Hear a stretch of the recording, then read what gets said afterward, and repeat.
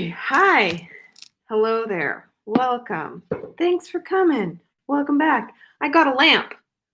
I put it above my head. It's a little hard right now. Let me see. Oh, that's... that one is better.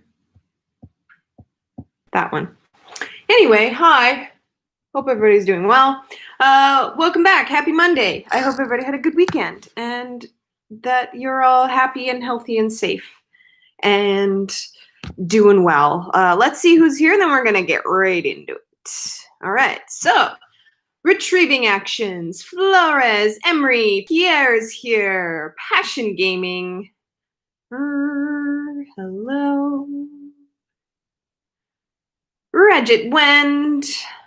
Andro Pro. Michael's here. Friedrich is here. Warthog Institute. Tybalt. Hessa's here. Amira. Paul. Ed Doubtfire. Thad's here. Sherry Allen. Anastasia. Scrolling. Danny's here. Consta.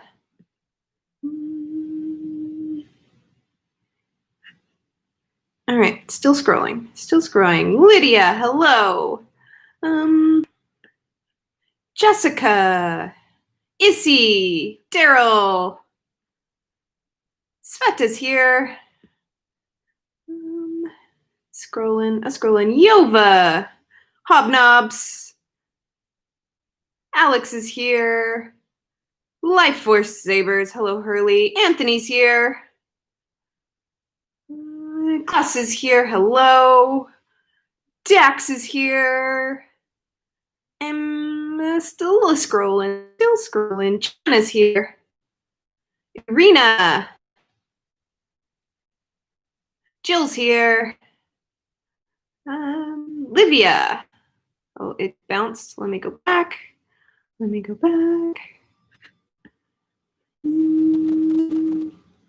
lost it.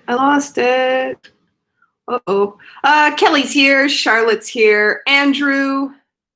MX Ryan. Oliver. Maybe Beth. I feel like I'm missing. I might have skipped someone. Yell at me. Ivory Turner, hello. Yell at me if I've missed you. It just sometimes it scrolls and I can't find where we are. Hi, Minty. TC Valdez is here. Anyway, I hope everybody's doing well. It is dark and rainy as usual. Welcome to winter in Vancouver. So I do have lights on in my apartment and you can't tell. Hi, Donna. I'm going to turn on this hallway light and see if that makes a difference. Give me 1 second. Does that make it better? It's a little better. Anyway, I missed a bunch of people. Tokemon. Hello, John. Anyway, so I was sort of racking my brain today to think, like, what do we want to do? What do we want to talk about? And we had sort of, hi, Aldi. We had sort of broached the topic of anti-spins last week, or was that the week before? I don't know. We talked about it recently. And I wanted to offer a skill that's really, really, really simple, but it's one of the easiest last week. Okay, thank you, Anthony.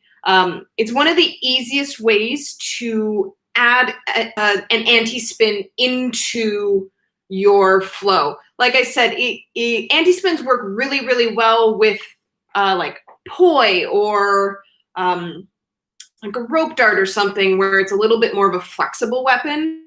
The longer your staff is, the harder it's going to be to get into anti-spins. And I am not one of those people. You'll see it with, what's the thing? The S prop. Oh, why can't I remember? Bugang? Is that what it's called? You'll see people doing these like anti-spins and they're like moving through their fingers. I cannot. Like, you can practice that. It like drives me nuts. I can't, like, I'm like, nope, that does not exist in my world. So I'm a little bit rigid that way, mostly because Bugang, it's not going to be functional for you to get into skills like that. Like I'm all about like slowing things down, but to get into this space where you're just sort of pinching it in between your fingers, if you're doing that in a flow, 100% that staff is going out of your hand. So I don't often visit those sort of anti-spins, but there is a way that you can really easily add those into your flow with a longer staff, and it can create the illusion of an anti-spin. Technically, it is an anti-spin. So for those of you who are just joining in, hi, I'm Michelle. I've been doing the staff spinning class since March 16th. We're all here. Today's day 210, and we're having a good time. So we've talked a lot about the natural flow and mechanics of skills. You're always moving in circles. So a regular circle is where your hand and your staff are all moving in the same direction. So for example, a just neutral circle is going to be forward or reverse figure eights, any sort of looping. My hand is following the circle that I'm already creating with the mechanics of my staff. So that's the easiest method of getting into circles. It obviously it takes skill and takes technique to really dive into those skills, but our brains are sort of wired to sort of follow the circle and the momentum that you've already created. So when we talk about anti-spins, that means that your tool is moving one way, but your hand is moving the opposite way around the circle. So if you imagine a circle, your staff is going to be going one way, but your hand is going to be going around the circle. So they're sort of mirroring each other. And that's where it's a pretty advanced concept, especially for a staff. But it exists out there somewhere. And I haven't really talked about it in my classes too much. I sort of like mention it because it's like, if you can't understand the basic circles that you're making, it might be best to just sort of take a step back. However, there are a few skills that might open that door for you, even if you're in a beginner space. Okay, so that's what we're going to talk about today. And they're called slices. If you're using a smaller stick, let me find one. If you're using a smaller stick, there's not much that you have to do in terms of the placement of your hand on the stick because it's smaller. And then one of the reasons that doing any sort of anti-spin work with a longer staff is harder is because you need the bottom ends to be able to pass through. It's kind of like what I've talked about with double staff skills, where the shorter your sticks are, the more skills are available to you because you have the ability to move them through this sort of inside plane. And when I say the inside plane, I mean like under your arm, down the inside of your body. You can't do that with a longer staff because the staff is longer than your arm.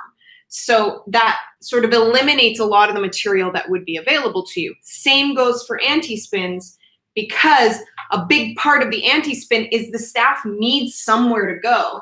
So for example, I say a universal law of staff spinning is from forward, this forward direction where the top end is going down first, you will always swing down to reverse. That's just the natural mechanics. And that's what I'm saying. Like, you should understand that first before you start playing with these concepts.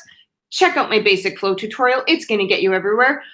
So knowing that the natural rule is you're always going to swing down to reverse, an anti-spin would be going from forward and then coming up and over to reverse. But you can see that I really have to navigate where my staff is in space in order for me to get to the other side. But if I were using a smaller, where did it go?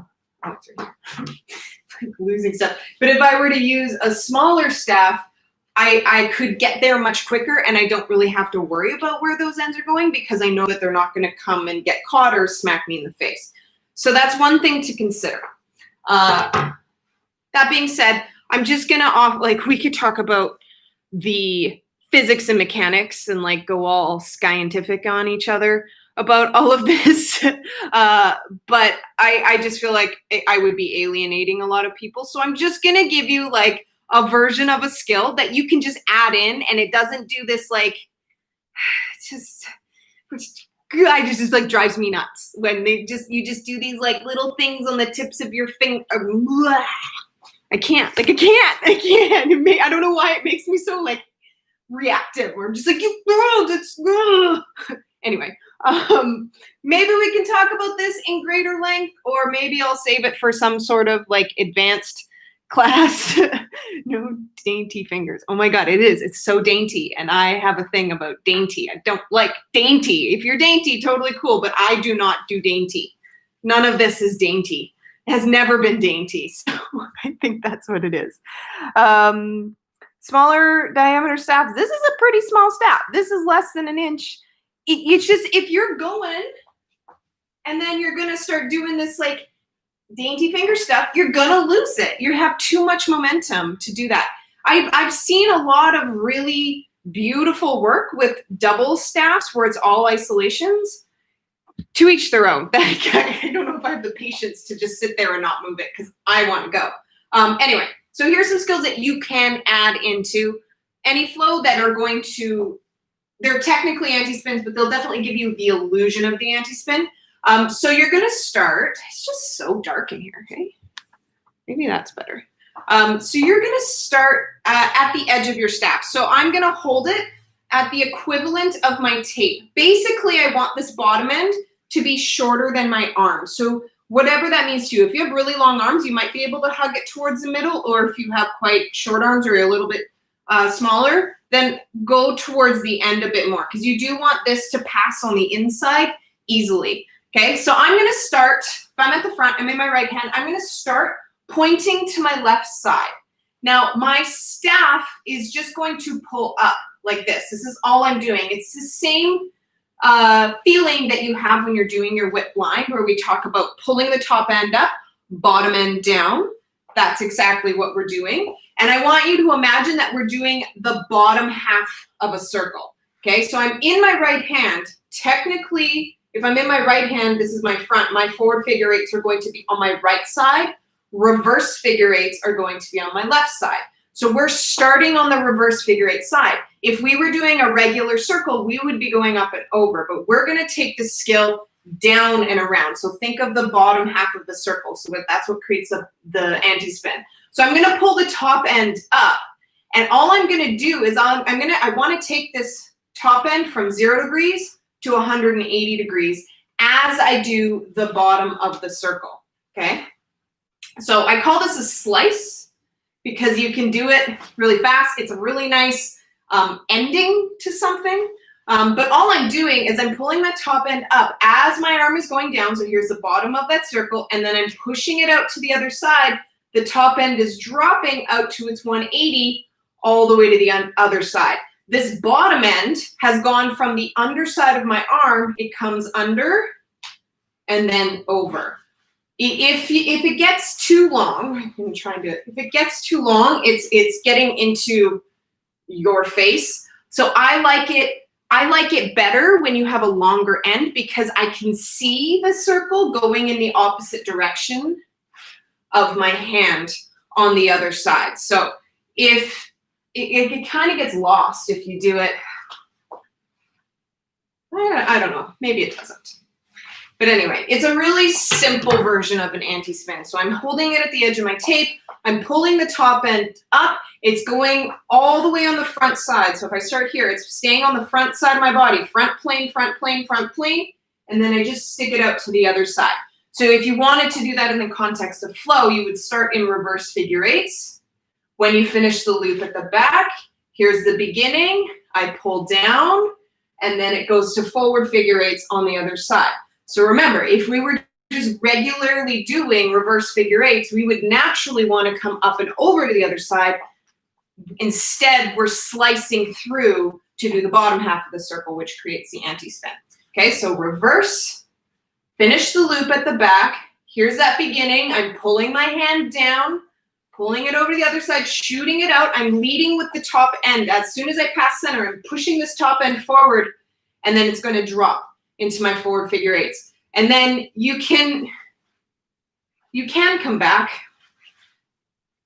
but it would be a direction change. So just keep that in mind. So you could pull this across, pause, stop at your nanosecond stop sign, and then you could do the same thing on the way back where I pull the top end up, come through the bottom of the circle, and out. Technically, you would be coming from a reverse figure 8 on that other side if you wanted to reverse it. But I do feel like just reverse, pull it down to the other side. It's really, really simple.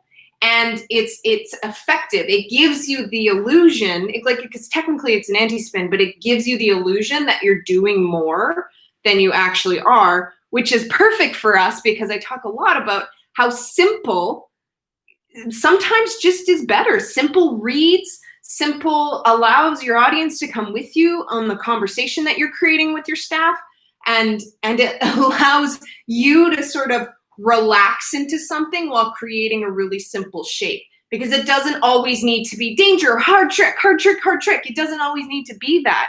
You add those little moments of danger and hard tricks in there, but if you can keep it simple, you're going to be more relaxed and you're going to have more fun, because it is fun. Don't get me wrong. I love the space of like putting something in a combo that's intentionally difficult, so it really forces you to work on it and go through that frustration. But sometimes you just need something to be super simple and super easy. So try this slice. I really like it. You can add it, like if I do it from basic flow, bum, bum, bum. Here is it on the other side. It looks really nice there. I know you can't really see because it's so dark in my house, but you could also use it as one of your badass endings to something, because it has a natural stopping point. So it's a really good direction change. It's a really good ending, or it's a really just piece to add into flow. So it is quite versatile. And like I said, it's so simple. Like it literally, you're not even drawing circle. You're not moving your wrist. All you have to do is think 0 degrees, 180 degrees, 0 degrees, 180 degrees. Okay. And you're always swinging down. That's it. That's it. It looks more fancy than it actually is, but it's actually super easy. So there's my offer of anti-spin in staff spinning. I could rant about the little fingers. And I know that many of you practice that, and I know that it does take skill, but just I can't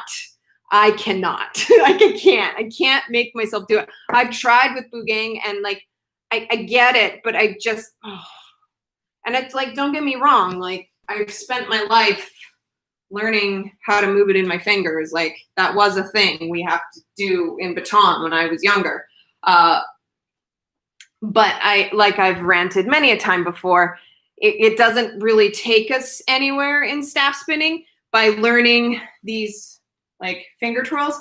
It's not a progression to anything. Like it's great for dexterity, but so is just moving it around in your full hand. So I just sort of, it's one of those skills that I've like practiced so much in my life that just gets put aside because it doesn't go anywhere. So yeah, I have a thing about the finger twirls. Like, I don't know, maybe I did it too much when we were young, but even in baton, the finger twirls, like once you get past a beginner level, you don't do them anymore. Like they're not part of your routine.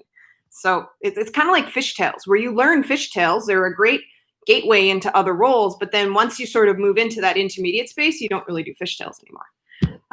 But yeah, and now I appreciate fishtails even more because they're super simple and they look great. Anyway, I saw a question like way back up. Anthony says, can you do a wrist roll during that move? Like a hand roll, you mean? Most likely. Yeah, you can. You totally can. Well, how about we... yeah, because it is sort of moving through here, you could hand roll and out. So I'm just going hand roll, push out. Essentially what it would be is you're adding a little spin before you do the anti-spin, and then you're still finishing off with the slice. So you could like catch anything and move out. You could do a hand roll and out.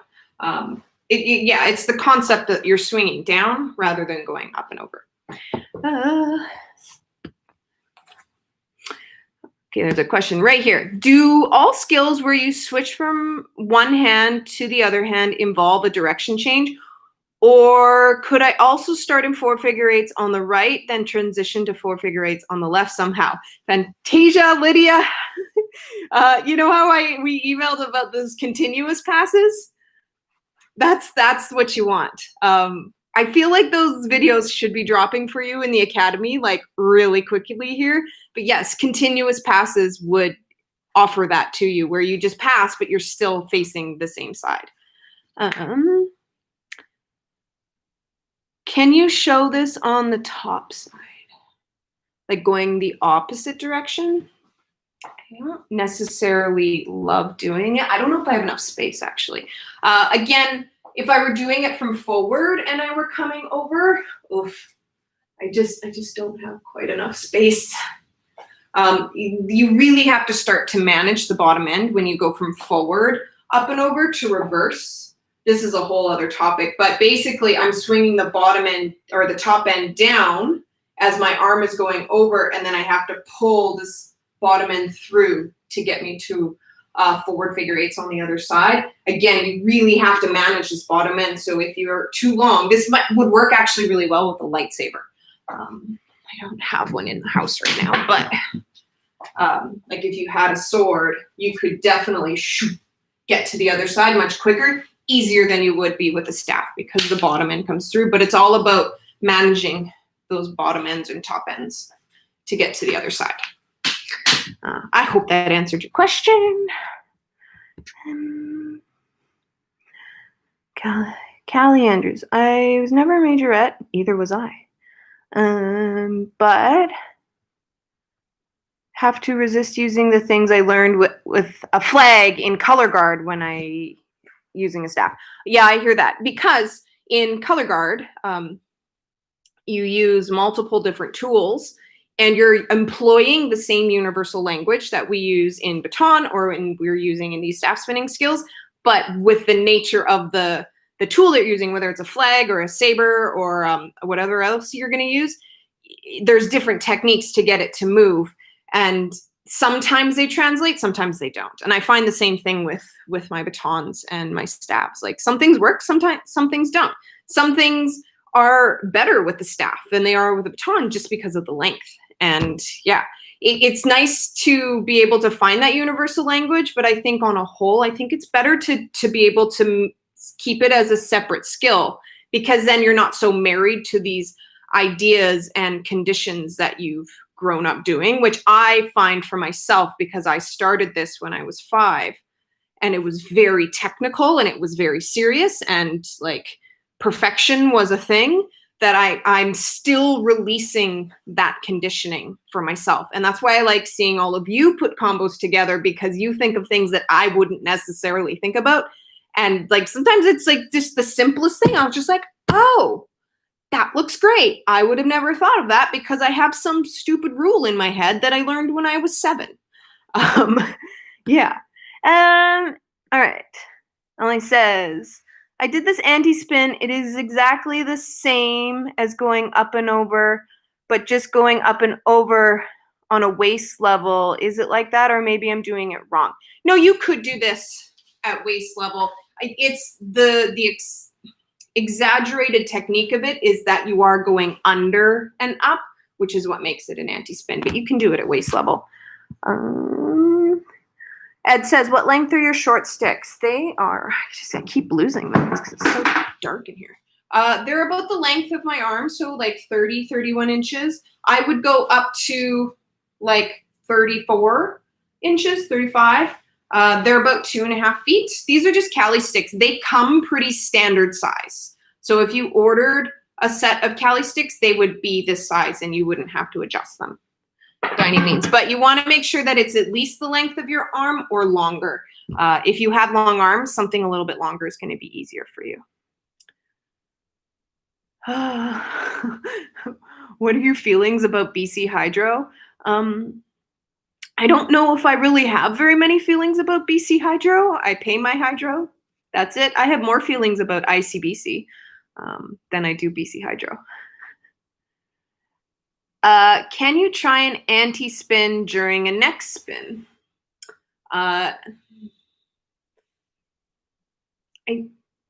maybe in my head right now. I'm not going to do it right now because I'm going to drop it for sure. The thing is with a neck spin, it's moving around your neck. It's attached to your body. So you wouldn't necessarily be able to do an anti-spin because it's attached to your body. Does that make sense? You could rotate it and then like they're another version of traps, basically, where you can rotate it and then push it the other direction. But because it's attached to your body, you're sort of guiding the circle with your body. That's the whole point of rolls, is your body is doing the circle. So like, it would be a very gray area of whether I would call that an anti-spin or just pushing it the opposite way. But that is a good question, and I will think about that. I may try it when I have a space to actually move.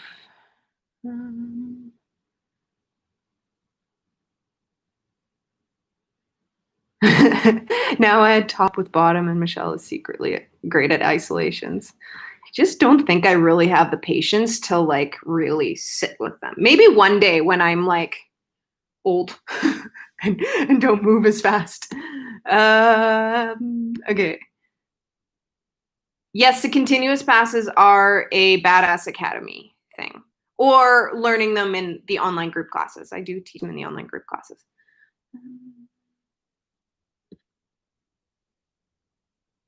Does it spin on top of your neck? Yes, it does. There is a way. I just had this thought now that I see that the neck roll skill that I where you walk around with it. Back when I was like a kid, like maybe 12, 13, 14, I do remember playing with sending it one way and walking around the circle the other way. I don't remember what happened with that. I don't think that it really went anywhere, but I guess technically you could. I just don't know if you could. Yeah, like you could. Hi, Callie. You could go the opposite way for your neck rolls. I just think because to do neck rolls continuously, like you could honestly just keep doing them forever, like for 10 minutes. And part of it is you're sort of pushing it as the staff loses momentum. So if you were going in the opposite direction of your staff, you would have to find a way to continuously pushing it. And I think that when I was practicing that as a kid, what I came to was the baton or the staff just sort of loses its momentum. And then it's done. The skill's over. But you could definitely get 3 to 5 steps out of it for sure. But it's going to feel much less controlled than going the same way, which is what makes it harder.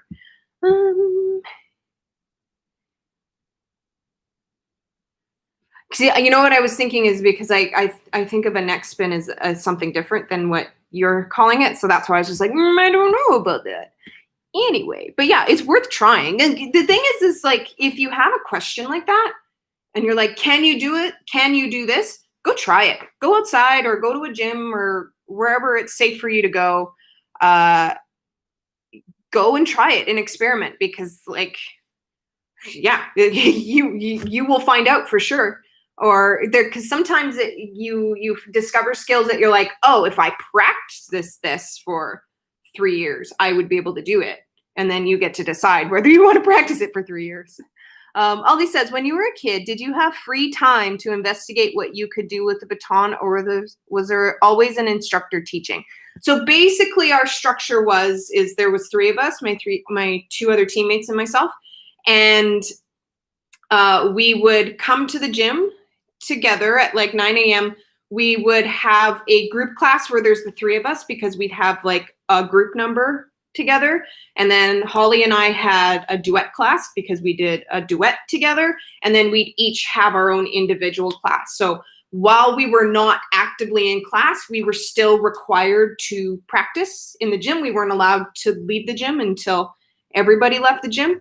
So yeah, there was time in there for us to experiment and try things. And as long as we were moving and doing something, like ideally you're supposed to be practicing your routines. My coach always had like stuff for us to do. We had books with basically, we'd have like all our tricks written on an individual page. And the goal was to do a certain number of them. Sometimes it was like 250, sometimes it was 500, sometimes it was 1,000, sometimes it was like 2,000. And you just sort of work your way throughout the year to get there. So you had stuff to do, but there was many times, especially when you're practicing for 8, 9, 10, 12 hours, like you do have to sort of give yourself something else to do. And I was always really interested in trying to do new tricks. And then I would take it to my coach and be like, look what I just tried.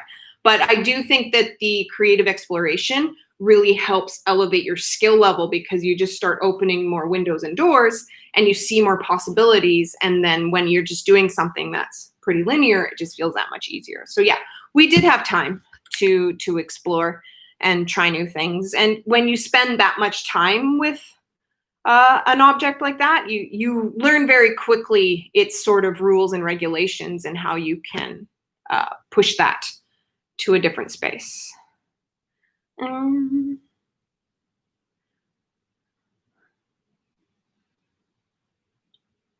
Today can be bad because today nobody told you, will you marry me? Well, we got 30 seconds. Okay, I think we're gonna be done. I am quite hungry.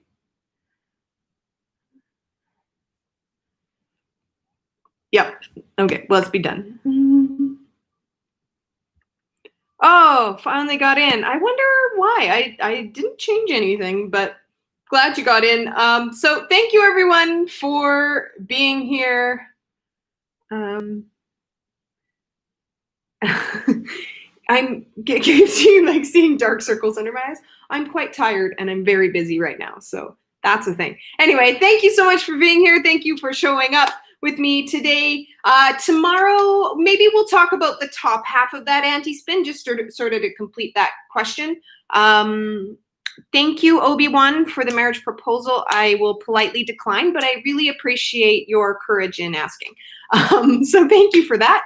Glad we got that out of the way for today. But anyway, thank you so much for being here. Thank you so much for your awesome questions and comments and participation. Thank you for posting awesome videos and tagging me in them so I can see them. I love it. I'm looking forward to seeing some anti-spins in your combos now. Like I said, super easy for you to add in there. If you want more training, there's my free course down below. That's a really good place to start if you're a beginner. And then there's also the Online Badass Academy, which some of you are in, which is pretty much my entire syllabus of video tutorials, practice guide, lesson plan, and then we have an online class once a month. Our next one will be like December 6th or something. So yeah, feel free to check that out. It's worth getting in there, and yeah, I'd love to see you all in there. Anyway, we'll be back tomorrow about the same time. I do have rehearsal, so I'll try and stay at Team 1 and see if we can have a little bit more space. Anyway, thank you so much. Have a great rest of your day, and I'll see you tomorrow. Okay, bye.